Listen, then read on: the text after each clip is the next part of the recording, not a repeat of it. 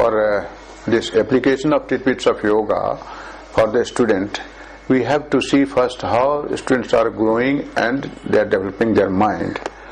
So once we take birth, so up to 5 years of age, we are in the grip of nature. Like birds are in the grip of nature, like animals are in the grip of nature. So we too are also in the grip of nature till 5 years of age. That's why in a human system we have to nurture a child up to 5 years, so that there should not be any disease, or children should not be the victim of any virus and all. Now after till they are reaching to 7 years of age, slowly from up to that age, this mind is developed. Mind is nothing but mana. Mana is one part of the four instrument, inner instrument. So mind is developed up to 7 years. From 7 to 14 years, our intellect, buddhi, is developed. And in that process, we have to nurture the child, or we have to make a student to feel that they are developing the buddhi, intellect. So they have to be very cautious in the malnutrition of mind, like some commitment, say sort of abuse or blaming, those thinking or grumbling type things are not coming in the minds of the student, because they are developing the intellect. So intellect has to be developed in a very perfect way up to 14 years. From 14 years to 21 years of the age, they develop a sort of ego. And then 21 to 28 years, this agglomeration of mind means mana, intellect means buddhi, and ego means ahamkara, they get mingled and they become a sort of good balanced according to the nature of the individual. After the 28 years of the age, next 7 years, they are fully a sort of developed personality with respect to mana, buddhi, ahankar.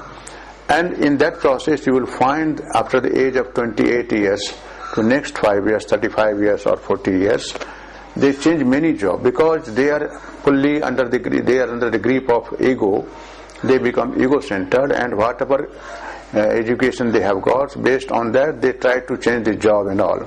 So this concept I mostly used to give to the organization, where especially with respect to ICT, information and communication technology person or organization, where they have to keep a sort of intellectual or a sort of designer who are very well grown or developed in terms of information and communication technology.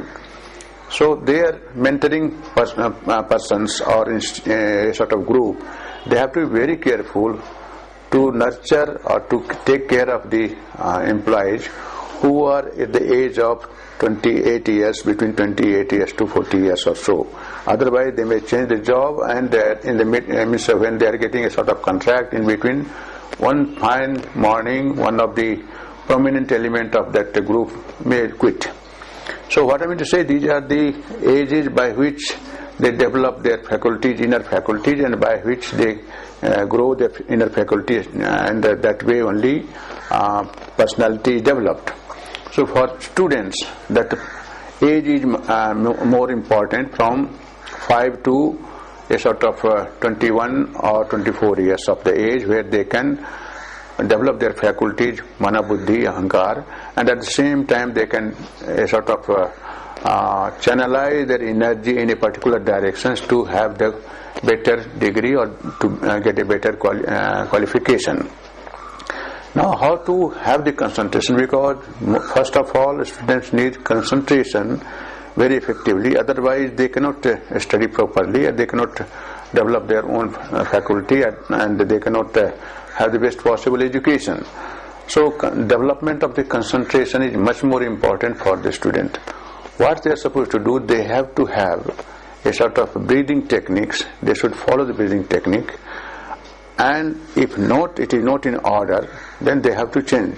For instance, for the development of concentration, we have to breathe in and out in a minute about 10 to 12 cycles per minute.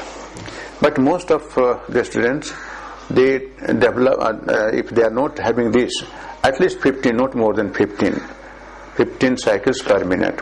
If they are more, means if they are having more breathing rate, it means their concentration is not proper. So that is the diagnostic tool. What I mean to say, they have to take a clock. Somebody should somebody should watch the time, and individual has to see that how many times they are breathing in and out. That calls 1 second, one cycle, and that has to be there in a minute, not more than 15 cycles, or let me say highest 18. That is also not desirable, but 15 is okay. If 15 cycles per second around is 15 cycles per minute breathing rate is there, means people can have the better concentration. If it is reduced, further better concentration. So that goes in terms of our beta, alpha, theta and delta phase of brain wave. So that means, why I am telling these points, this is because frequency of mind has to be reduced to bring better concentration. Frequency of mind depends on your breathing rate. Breathing rate is lower, frequency of mind will be lower. Breathing rate is higher, frequency of mind will be higher.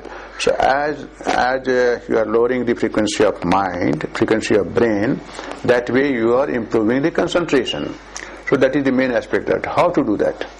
Okay, if we understood that we have to reduce our breath rate, but how to do that? That can be done with proper breathing. Proper breathing, I mean to say, most of us, forget about a student for the time being, most of us do not breathe properly. Example is, many people, they breathe in, their bellow is going inside, and they breathe out, their bellow is coming out.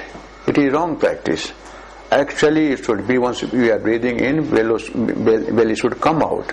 That's why in our mythology it is shown that Ganesha has got a big belly. Means what? You inhale in such a way that your belly should come out very effectively, in a bigger way, then you are inhaling in a proper way. And belly should be so flexible that while breathing out, it should go down as far as possible. The significance meaning of Ganesha's belly is that you should breathe properly. It should be fully blown out while breathing in, and it should go down as far as possible while breathing out. That is the best way of breathing. If you do correct breathing, certainly your breath rate will be around 15, 16 or so. If you don't do, you can test yourself. If it is more than that, it means you are not breathing in and out properly. And if you are not breathing in and out properly, your concentration is also distracted. Concentration cannot be in a correct way. So this is the way you can correct yourself, that breathing in and out should be reduced as far as possible to get more concentration in the study or in the work process. So this way a student can also get benefited of these tidbits of yoga. And by that way I'll end my talk. And I wish that with this all concentration, or with this tidbits of practices, we must get some advantages of yogic system or advantage of spirituality. Thanking you very much for listening. Thank you for watching. Please like, share, and subscribe this channel to encourage me. Thank you very much.